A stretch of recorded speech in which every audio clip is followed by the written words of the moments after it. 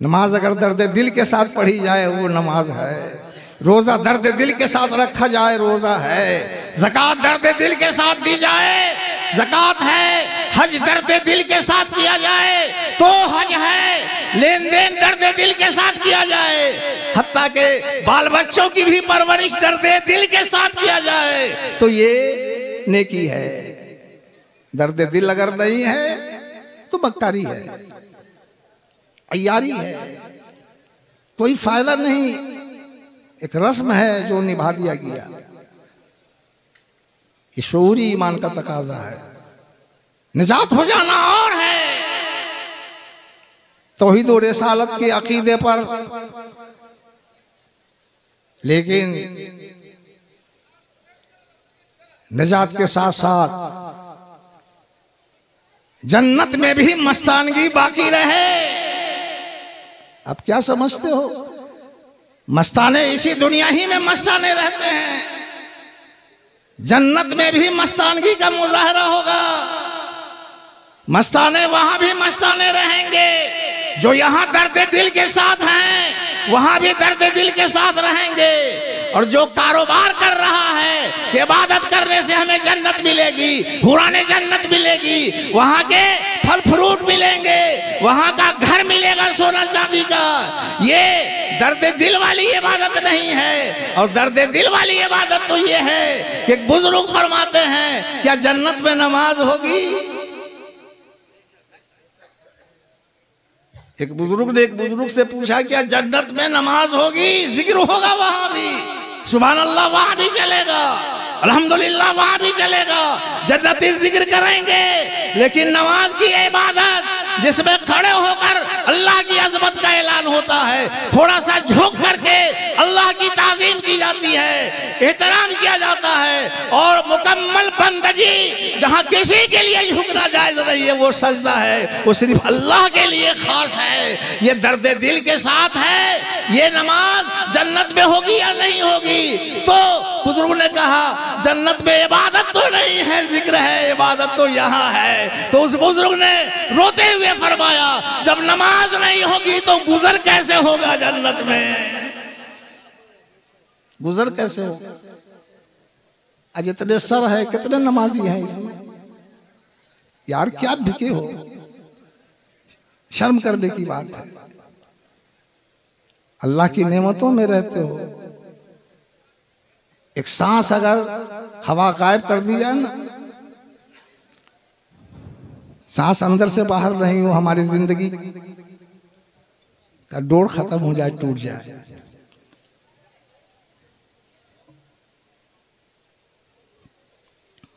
हम बिक गए, ये हमारी खुशनसीबी है।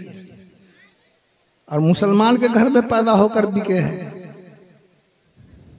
कोई मेहनत नहीं करनी पड़ी है ईमान लेने के लिए, और किसी को मेहनत नहीं करनी पड़ी है। सिद्दीक़ अकबर को भी बगैर मेहनत के अल्लाह के नबी ने ईमान दे दिया। लेकिन ईमान बचाने के लिए मेहनत करनी पड़ती है,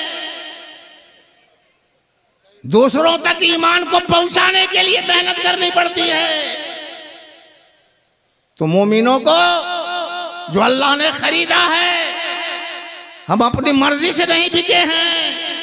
हमारी रूह से अल्लाह ने वादा ले लिया, अलस्तु बिरब्बिकुम, अल्लाह की तौफीक से हमने कह दिया बला, कालू बला, अल्लाह तू हमारा रब है। हम उस अहद पर कायम रहकर दुनिया में मुसलमान कहलाते हैं, और उस अहद पर हम इसलिए कायम हैं कि हमारे माँ बाप ईमान वाले हैं, वरना हमारा यह अहद टूट सकता था, नहीं टूट सकता था। गैर मोमिन के यहाँ पैदा हुए रहते तो ये वादा हमारा टूट सकता था, नहीं टूट सकता था। तो देखा जाए कि हमने बिकना चाहा ही नहीं और अल्लाह ने हमें खरीद लिया। गौर कीजिए, बिकने में हमारा कोई इरादा नहीं, कोई मशीयत नहीं, कोई चाहत नहीं। अल्लाह का रहम हुआ तो उसने हमें खरीद लिया, और ऐसे वैसे नहीं खरीदा, बल्कि जन्नत के बदले खरीद लिया। वो जन्नत जिसमें अल्लाह के जलवों का दीदार होगा, जिसकी लज्जत में जन्नती ऐसा महव हो जाएगा कि हूर और गिलबान भूल जाएंगे, जन्नत की फजाओं को भूल जाएंगे, जन्नत की पहाड़ों को भूल जाएंगे। दीदार में वो लज्जत होगी, जलवा इलाही के देखने में वो मजा आएगा कि सारे मजे हम भूल जाएंगे। दीदार इलाही के बदले अल्लाह ने हमारी जान को खरीद लिया, हमारे माल को खरीद लिया। शऊरी ईमान लाया जाए, तब जाकर कुछ करने का, कुछ नहीं बहुत कुछ करने का हौसला पैदा होगा, बहुत कुछ करने का हौसला पैदा होगा। और इसी में सुकून भी है। कोई गुलाम अगर आका से दूर हो जाए, उस गुलाम की क्या हैसियत रहेगी।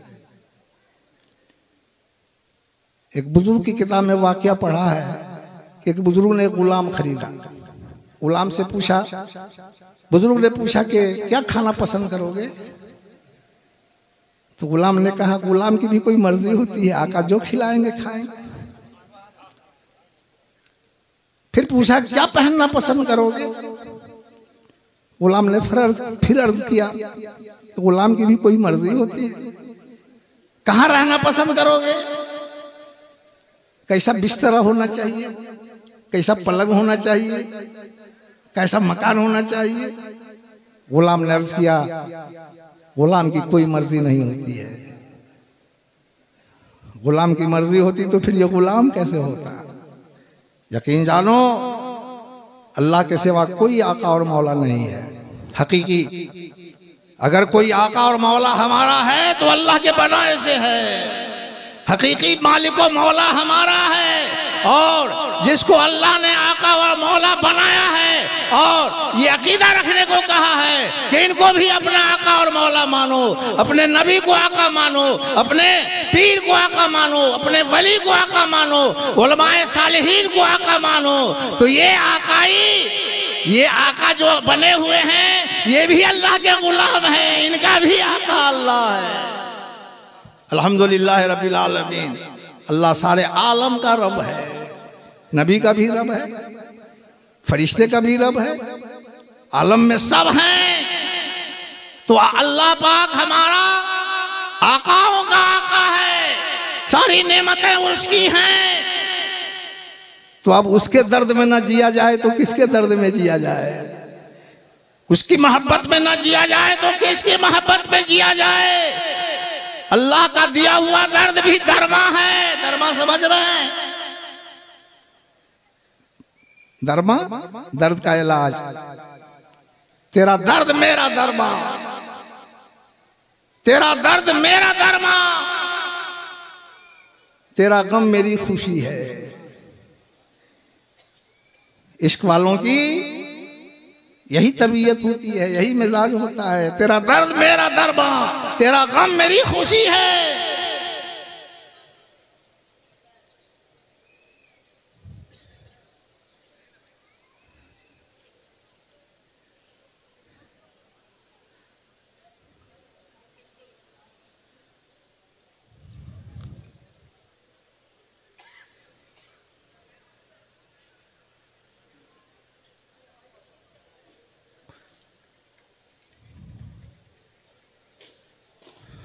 दुरूद शरीफ पढ़िए। अल्लाह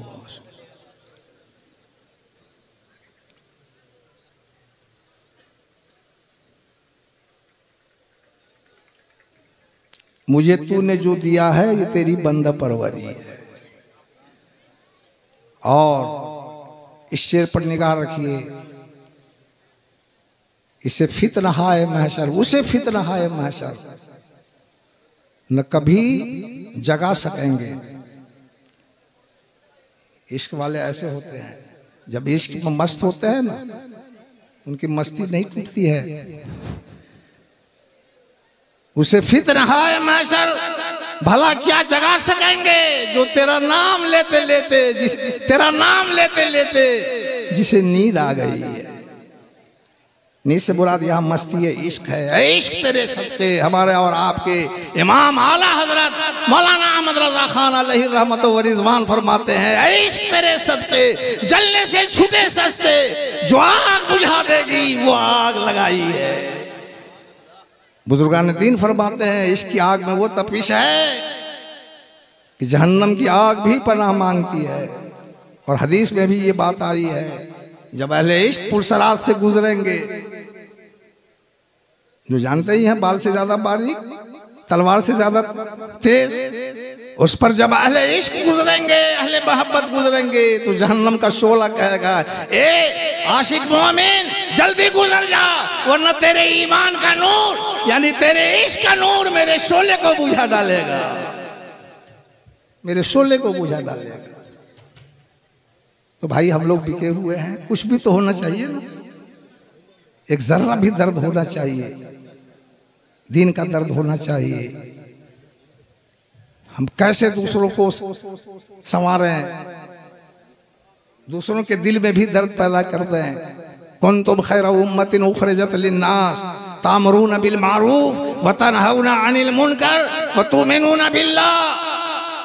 ये हम बिके हुए लोगों का काम ये है कि दूसरों को भी बिकवाने की तरगीब दें। तुम बेहतरीन उम्मत हो, इसलिए पैदा किए गए हो कि भलाई का हुक्म देते हो, बुराई से रोकते हो।